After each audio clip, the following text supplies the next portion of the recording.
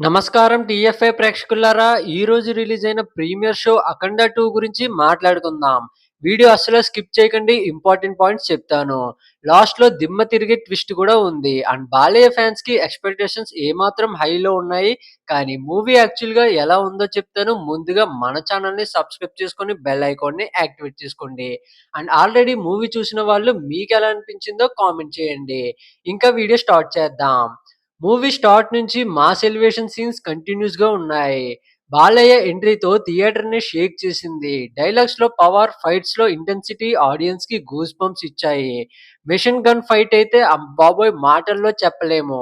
And త్రిశూలంతో శివుడు తాండవం చేస్తే ఎలా ఉంటదో అలా చేశాడు మన బాలయ్య. ఇంటర్వెల్ బ్లాక్‌లో బోయపాటి ఇచ్చే ట్విస్ట్‌లు అందరికీ తెలిసిందే కదా! అసలు థియేటర్‌లో whistles, claps unstoppable. And second half అయితే emotional concept plus mass action mix అయ్యి ఆడియన్స్ ని ఎంగేజ్ చేస్తుంది. తమనిచ్చిన బ్యాక్గ్రౌండ్ స్కోర్ థియేటర్ ని షేక్ చేస్తుంది.